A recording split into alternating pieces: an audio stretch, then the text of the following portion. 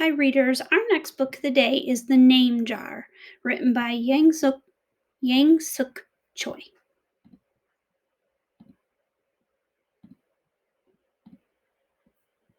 Through the school bus window, Eun Hye looked out at the strange buildings and houses on the way to her new school. It was her first day, and she was both nervous and excited. She fingered the little block of wood in her pocket and remembered leaving her grandmother at the airport in Korea. Her grandmother had wiped away Eun-hye's tears and handed her an ink pad and a small red satin pouch. "Your name is inside," she had said. "My name?" Eun-hye had wondered. Again she took out the red pouch to look at the wooden block with her name carved in it. As she ran her fingers along the grooves and ridges of the Korean characters, she pictured her grandmother's smile. "Is that thing for show and tell?" a boy asked Eun-hye, surprising her. Eun-hye looked up as more kids leaned over. "No, it's mine," Eun-hye answered, quickly putting the pouch back in her pocket. "Are you new here? What's your name?" a girl asked. "Eun-hye," said Eun-hye. "Oonay?" the girl asked, scrunching up her face. "Oone?" some kids chanted. No, Unei corrected. It's spelled Unhei. It's pronounced Un-A. "Oh, it's yo-hey," the boy said. "Like, you, hey. What about hey you?" Just then the bus pulled up to the school and the doors opened. Un-A hurried to get off. "You, hey, bye-bye," the kids yelled as she left. Eun-hye felt herself blush. Eun-A stood in the doorway of her new and noisy classroom. She was relieved that the kids on the bus had gone to other rooms, but her face still felt red. "Aren't you going in?" asked a curly-haired boy with lots of dots on his face. "You're the new girl, right?" he asked cheerfully. Eun-A nodded, and before she could walk away, the boy took her hand and pulled her through the door. "Here's the new girl," he announced so loudly that the teacher, Mr. Kokotos, almost dropped his glasses. Mr. Kokotos thanked him and greeted Eun-A. "Please welcome our newest student," he said to the class. She and her family just arrived from Korea last week." Eun-A smiled broadly and tried not to show her nervousness. "What's your name?" someone shouted. Eun-A pictured the kids on the bus. I haven't picked one yet," she told the class. "But I'll let you know by next week." As Mr. Kokoto showed her to her desk, she felt many round, curious eyes on her. "Why doesn't she have a name?" she heard someone whisper. "Maybe she robbed a bank in Korea and needs a new identity," a boy replied.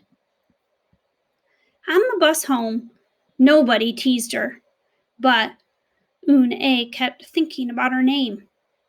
"How was school?" Eun-A, her mother asked when she walked in. "Did you understand the teacher?"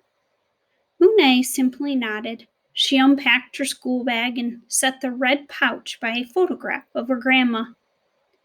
"I'm glad you are learning English well," her mother said. "You must study hard, behave nicely, and get good grades to show that you're a good Korean." "I will," replied Eun-A. But I think I would like my own American name," she said quickly. Her mother looked at her with surprise. "Why? Eun-A is a beautiful name. Your grandma and I went to a name master for it." "But it's so hard to pronounce," Eun-A complained. "I don't want to be different from all the American kids." But you are different, Une, her mother said. That's a good thing. Une just wrinkled her nose. Later that day, Une and her mother went grocery shopping in their new neighborhood. They passed Fidel's, Fafel, Tony's Pizza, and Dot's Deli. A big graffiti painted garage truck roared like a lion as it took off down the street. Nothing sounded or looked familiar until they got to Kim's Market. The sign was in both English and Korean. Her mother picked up cabbage to make kimchi, Korean-style spicy pickled cabbage, and other vegetables and meat. She also found some seaweed, Une's favorite, for soup. It made Une smile. Just because we've moved to America, her mother said, doesn't mean we stop eating Korean food. At the checkout counter, a friendly man smiled at Une. Helping your mother with the shopping? He asked. Une nodded. I'm Mr. Kim, he said. And what is your name? Une, she answered. Ah, what a beautiful name, he said. Doesn't it mean grace? Une nodded again. My mother and grandmother went to a name master for it, she told him. A graceful name for a graceful girl, Mr. Kim said, as he put their groceries into bags. Welcome to the neighborhood, Une. That evening, Une stood in front of the bathroom mirror.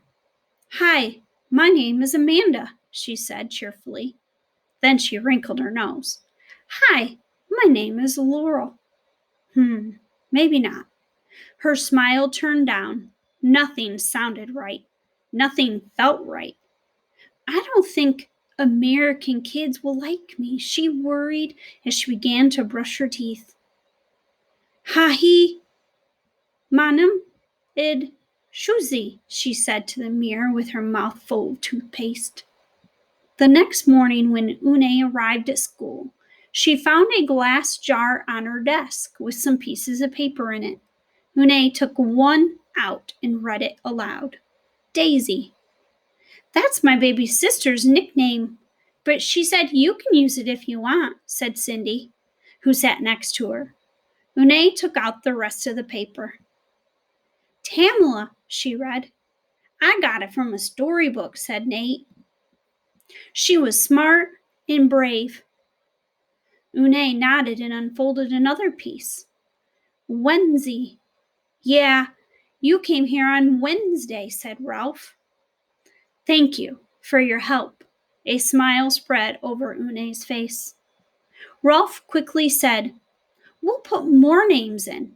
You can pick whatever you like, or pick them all, and you'll have the longest name in history. At 3:00, the bell rang for the end of the school day. Une looked out the window and saw it was sprinkling. It's the same rain, she thought, but in a different place. She watched other kids leaving in groups. Hey, a familiar voice called out to her. Une turned around to see the curly-haired boy again. I'm Joey, he said. And you? Don't you have any name? Une thought for a moment. Well, I can show you, she said, and took out the small red pouch. She pressed the wooden block on the ink pad and then stamped it on a piece of paper. This is my name stamp, she said. My grandma gave it to me. In Korea, I can use it as a signature when I open a bank account or write a letter. And whenever I miss my grandma, I use it to fill a piece of paper. Want to try it?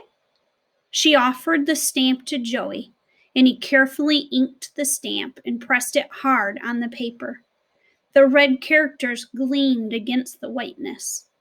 Wow, that's beautiful, Joey said. Can I keep the paper? Sure, Une said, and then the two of them shared her umbrella as they walked to the school bus. Every day, the jar got fuller with more names, and Une read them all. She found a few names she liked: Miranda, Stella, Avery. They sounded interesting. I hope you choose the name I put in, Marco told her at snack time. I've put in 3 more, said Ralph. Madison, Park, and Lex.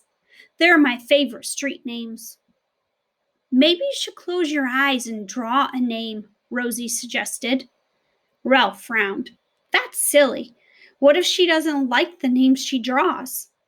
Well, we didn't get to choose our names when we were born, did we? Rosie argued. Everyone thought about this.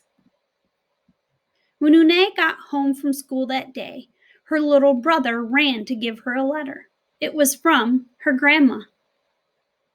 She opened it quickly. It said, "To my Une, I hope you are enjoying your new school and new friends. Be sure to help your mother and your little brother. Here the moon is up, but there the sun is up. No matter how far apart we are and no matter how different America is from Korea, you'll always be my Une, your grandma forever." Une took out her wooden stamp and filled a paper with it. She thought for a long time in front of the bathroom mirror. On Saturday, Une walked to Mr. Kim's store. Mr. Kim was helping a customer, but he looked up and greeted her. "Hi, Une." "Hello, Mr. Kim," Une replied.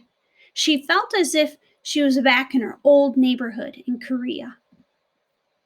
"Hey," said the customer, turning around. It was Joey. "Your name is Une?" he asked. He asked her with his eyes open wide. Une looked quickly at Mr. Kim, then turned to Joey. She nodded slowly. "Yes, it's pronounced Une. And it means grace," Mr. Kim added. "Une," Joey said slowly, and this time perfectly. It made Une smile. "I'll have it ready for you tomorrow," said Mr. Kim to Joey. "Thank you, Mr. Kim. See you Monday, Une," Joey said to her. He left before she could ask him why he was at the store. On Monday, Une came to class early to look at the names one last time. But the jar wasn't on her desk. Instead, there was a single piece of paper with a name on it. Une slipped it in her pocket. "Where's your name jar?" Ralph asked as soon as he saw it was gone. "I don't know," Une said. "It wasn't on Mr. Kokuto's desk or on any other desk. And it wasn't on the counters or any of the shelves." As other kids arrived, they helped look. Soon, Mr. Kokutos came in and Ralph shouted at him, "The name jar is gone. The jar with all the names in it." "Gone?" Mr. Kokutos replied with a look of concern. He asked Une, "Did you get a chance to read all the names?" Une nodded. She took a breath. "I'm ready to introduce myself," she said. Une wrote her name in both English and Korean on the chalkboard. "I liked the beautiful names and funny names you thought of for me," she told the class. "But I realized that I liked my name best, so I chose it again. Korean names mean something. Une means grace." "Grace! Grace Une!" shouted Ralph. Everyone tried to say it. Une, Une. Une said her name again slowly and clearly. Soon the kids began to say it better, even Mr. Kokutos. They applauded Une's choice. "I was named after a flower," Rosie whispered to Une. "Lots of American names have meanings too," Mr. Kokutos reminded everyone. When the class was dismissed, Une heard her new friend say goodbye. "Bye, Une. See you tomorrow." "Bye, Une." Une said goodbye and then looked around for Joey. but he was already gone. Une, Une, come downstairs, Mother called up to Une. Your friend is here. Une rushed down to see who she meant, and there stood Joey, and in his arms was the name jar. Where'd you find it? Asked Une breathlessly. Joey looked embarrassed. Well, I took it, but only because I wanted you to keep your own name. And you did. He reached in and pulled out the names. Do you want to keep them? He asked. Thank you. I'll keep them as a souvenir, Une said happily. Then she pulled out the piece of paper from her pocket. Do you want this back? Joey grinned. You can keep it. I'll return the name jar to the class. Maybe you could put some Korean nicknames in it for us. Names with good meanings. I could do that, agreed Une. I've already got a Korean nickname, Joey said. Mr. Kim helped me choose it. Carefully, he pulled a small silver felt pouch from his pocket. Then he took out a dark wooden stamp with beautiful Korean characters carved sharply into it. He pressed it on the ink pad and then on the piece of paper next to her name. Chinku, said Une. That means friend. And Chinku smiled back.